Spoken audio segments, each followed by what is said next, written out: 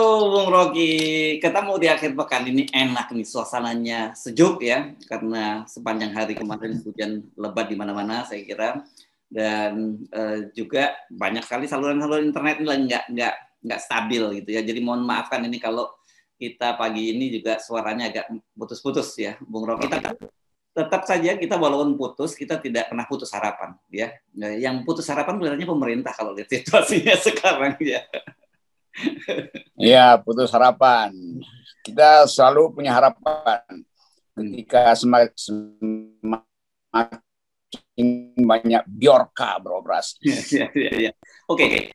Bjorka itu nanti kita bahas pada pembahasan kita yang kedua. Yang pertama kita akan ada dua topik saya usul, Bung Rocky. Kita lanjutkan ya soal Anies Baswedan dengan Kompas itu dan juga soal BBM. BBM ini menarik karena ternyata hari ini kan tanggal 10 ya, ojol itu sudah mulai secara resmi menaikkan tarifnya. Kita tahu itu pasti bukan kabar gembira juga buat para ojol ya. Ini justru kabar buruk buat mereka karena mereka pasti bisa aja potensi kehilangan penghasilan akan berkurang. Begitu juga kabar buruk dengan para UMKM yang selama ini juga mengandalkan mereka untuk menjualnya gitu. Nah di tengah situasi itu kemarin tiba-tiba Menteri SDM kan karena dituntut orang, wah ini harga BBM pasaran dunia turun kok kita malah naik. Dia bilang kemungkinan juga kalau harga terus menurun, ya Pertalite bisa turun. Ini pilihannya kelihatannya petisinya turun atau Pertalite-nya turun gitu. Tapi di sana itu juga ribut sekali ini petisi. Nanti saya akan ajak ngobrol sendiri tuh ke Agustinus SD Edin yang sangat kritis nih yang mantan wartawan LBH.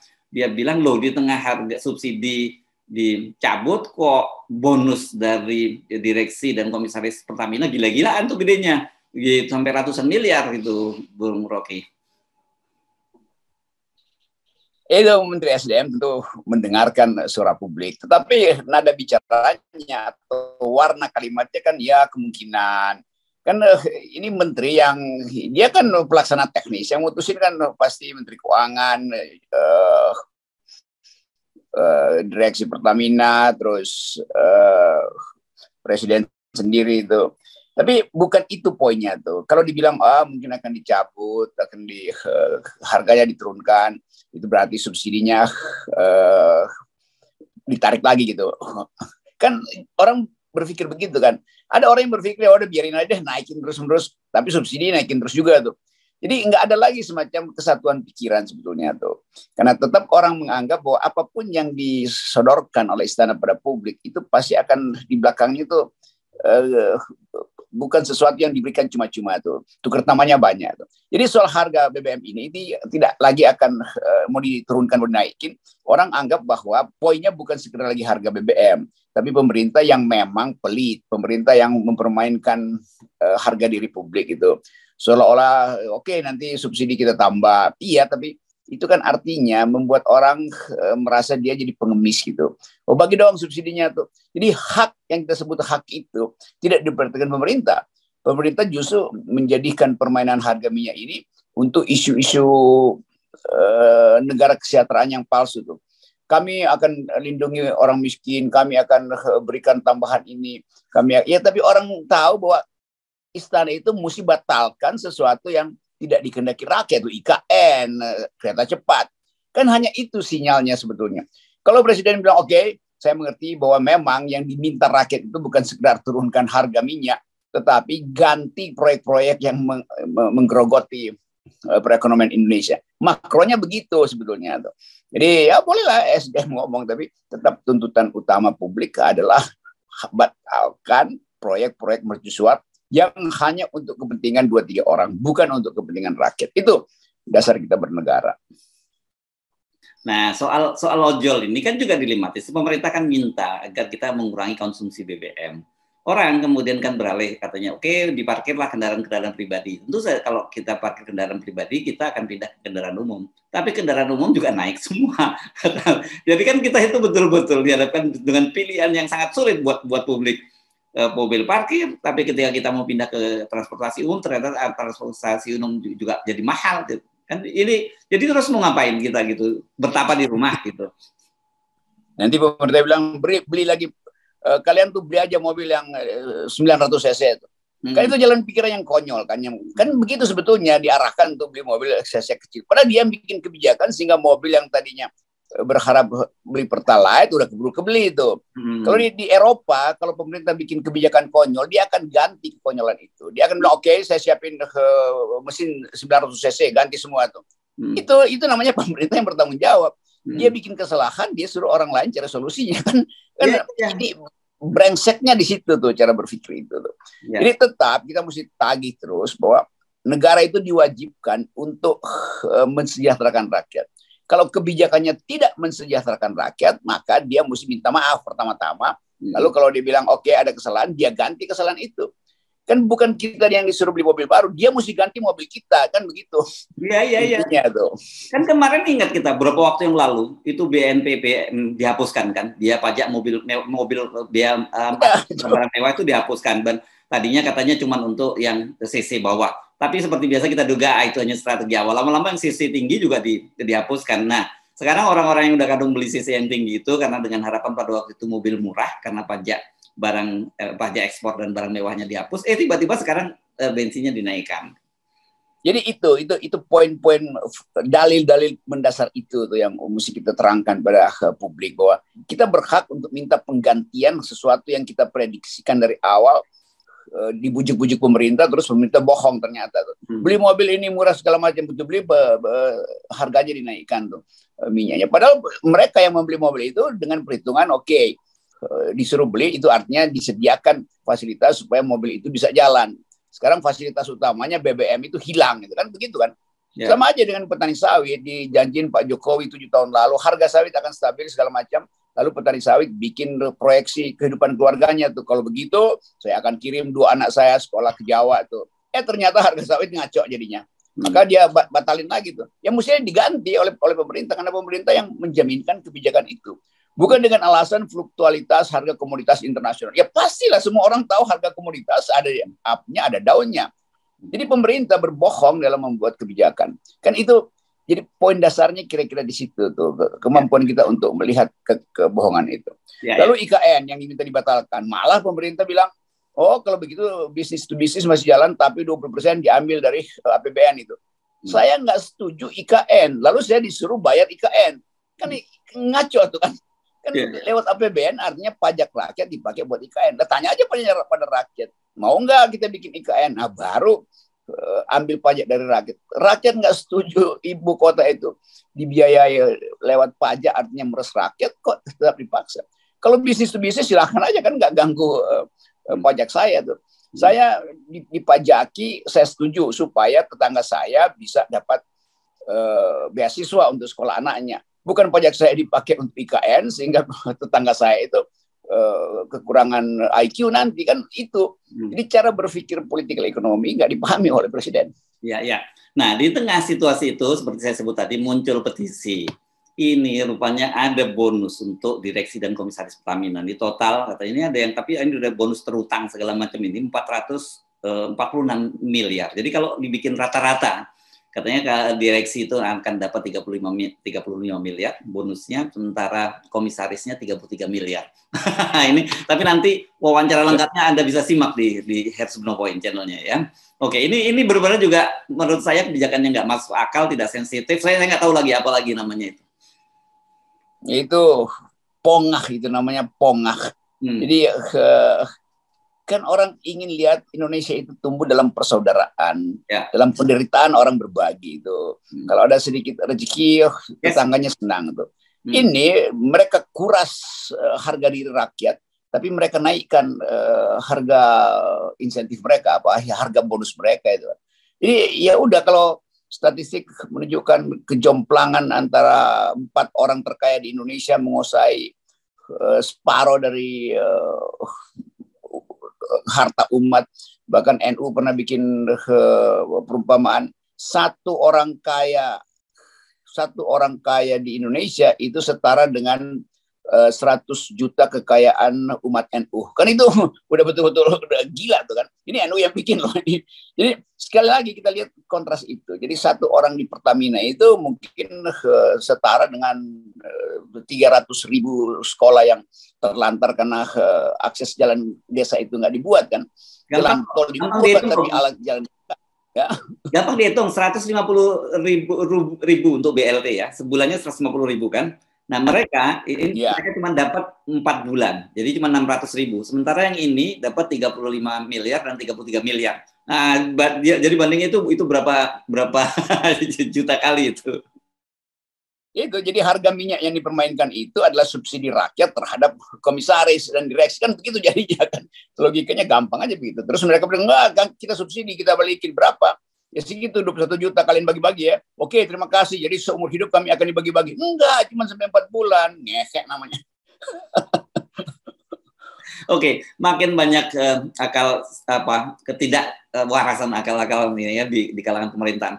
Tapi kita tadi seperti saya singgung ini ada tetap menarik soal Anies Baswedan dan saya tahu pasti ketika Anda kemarin membuat konten bersama saya soal Islamophobia, pasti banyak bajakan jenggot. Saya nggak tahu apakah Anda sudah dikontak oleh Kompas, karena Anies Baswedan ini statusnya di Instagram, di Facebook, dan lain-lain, dia ternyata sudah dikirimi permintaan maaf dari Kompas, dan kemudian dia mengaku dia mendapat desakan banyak orang untuk melaporkan ke Dewan Pers, tapi dia merasa nggak perlu dia melaporkan soal itu.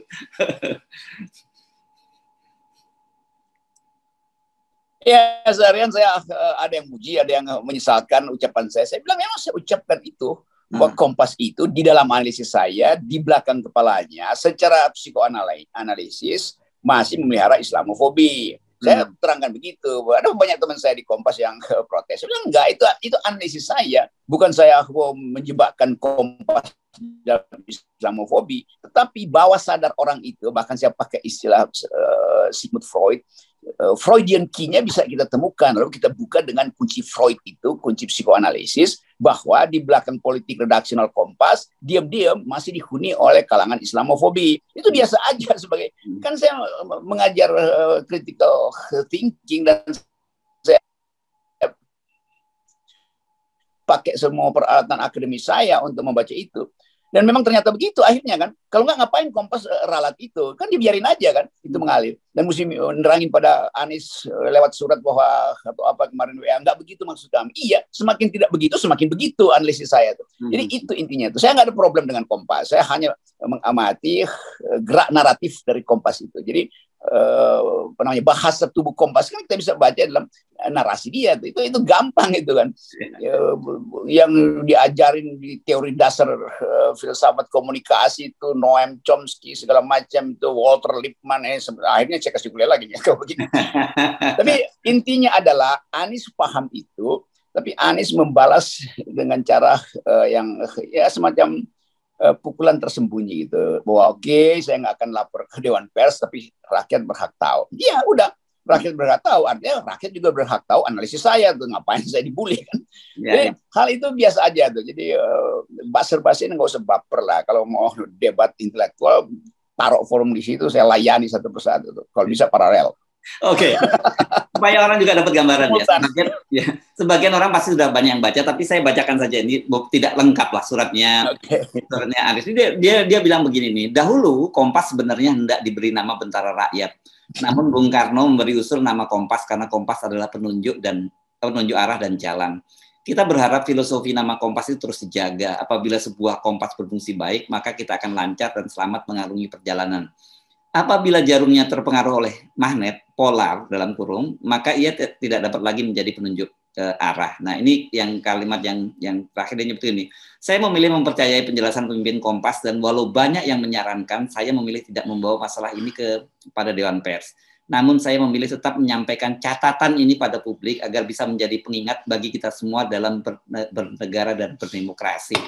Ini saya menarik ini karena saya tahu Anies besar dalam kultur Jogja, dan kemudian Kompas kita tahu kan ini didirikan oleh Katolik Jawa ya, Katolik Jawa Jogja ya, ini Pak Yaakob Utama dan sebagainya, ada Pak orang Sumateranya, ada Pak PK Ojong, tapi kita tahu dominan culture-nya culture media Kompas ini adalah Katolik Jawa yang halus gitu ya, Bung Rocky. Jadi Anies memilihnya juga sangat halus ini.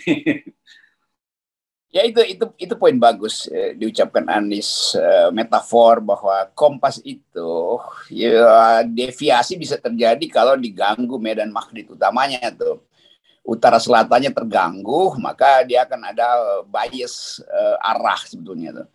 Dan kita tahu sekarang bahwa Kompas itu membuat dirinya mudah diganggu. Karena polar pertama dia adalah jurnalisme, artinya kritisisme. Itu yang diajarkan oleh Pak Yaakob. Tapi kemudian tumbuh polar baru, yaitu bisnis yang pasti harus diamankan kan. Jadi dulu Kompas memang cuma satu arahnya, itu nunjukin arah aja tuh. Utara ya utara. Sekarang dia ke utara tapi kemudian ada polar yang bergerak-gerak di bawah, itu bisnis. Jadi kalau bisnisnya terganggu, jurnalismenya juga terganggu. Kan itu poin itu betul sekali itu kalau kita analisis lagi tanggapan dari Anies Baswedan. Tapi yang lebih penting adalah kalimat berikutnya. Anies Baswedan tidak ingin mempersoalkan itu, tapi dia membiarkan rakyat untuk menilai. Kan begitu kan. Jadi sangat halus itu. Kalau dalam filosofi Jawa tuh, kalau filosofi Jepang itu namanya swordless samurai. Jadi seorang samurai, seorang petarung yang nggak perlu lagi bawa pedang. Kira-kira begitu ya. Sama seperti FNN tuh, nggak perlu lagi bawa pedang, cukup dengan membahas saja orang udah kelabakan kan. Jadi itu bagian dari demokrasi kita. Ada culture yang tersembunyi yang seringkali hanya bisa dibaca melalui biasanya saya terangkan pada mahasiswa saya, semiotic condition of thought itu. Jadi pikiran itu punya suhu semiotik. Nah, kejawaan itu juga suhu semiotik. Anies justru mengucapkan hal yang betul-betul tajam, dan ketajaman itu yang justru harus kita ingatkan pada Kompas bahwa Pak Yaakob Utama juga dengan semiotik yang sama menulis tajam di tajuk rencana, kan itu kan. Tajuk rencana yang tajam itu sama seperti cara Anies mentajukkan Kompas. Tapi saya tidak tahu, mungkin kalau masih ada Pak Yaakob kan, beliau saya kira itu pasti ini langsung dalam ini kalau kata orang gitu, kena pada hal yang paling dalam dari Pak Yaakob. Tapi saya tidak tahu generasi muda Kompas sekarang itu apakah filosofi Jawa itu yang masih melekat seperti sekarang dan jadi kredo mereka juga gitu. Saya kira ada di situ, tapi filosofi bisnis lebih tinggi, lebih berkuasa di situ. Nah, filosofi bisnis selalu terkait dengan kekuasaan, kan itu kan. Jadi sinyal Kompas kemarin itu justru memberitahu pada kekuasaan, kami tidak pro Anies, kira-kira begitu. Jadi tolong bisnis kami diselamatkan. Kan begitu. Kalau bahkan kalau mau Anies lebih tajam, tapi udahlah, saya nggak mau buka front dengan teman-teman di Kompas. Karena banyak teman-teman di Kompas juga yang mungkin peka, tapi kepekaan itu akhirnya tertutup oleh keadaan politik yang masih sangat adu frontal hari ini kan. Jadi tetap kita lihat bahwa ya ada kegilaan dalam politik kita, yaitu ada kesulitan ekonomi, tapi presiden tetap ingin 3 periode dengan sembunyi-sembunyi mengoperasikan mesin politik yang namanya musra, itu musyawarah rakyat. Sementara orang lihat Anies masuk keluar kampus, tapi justru disuruh melapor tiap hari ke KPK, sehingga jadwal dia untuk berceramah, memberi pengetahuan tentang hubungan antara manajemen dan pengetahuan, demokrasi dan kesetaraan sebagai pengalaman otentik dia sebagai gubernur, itu nggak bisa lagi disampaikan ke daerah-daerah kan. Bagaimana misalnya janji dengan Sumatera Utara, Sulawesi Utara, Papua tuh dia mesti datangi. Tapi nanti KPK tahu ini jadwal Anies, maka kita panggil dulu dia, batal lagi yang sana. Jadi saya hanya analisis itu tuh. Jadi upaya untuk mengganggu Anies itu soalnya tuh.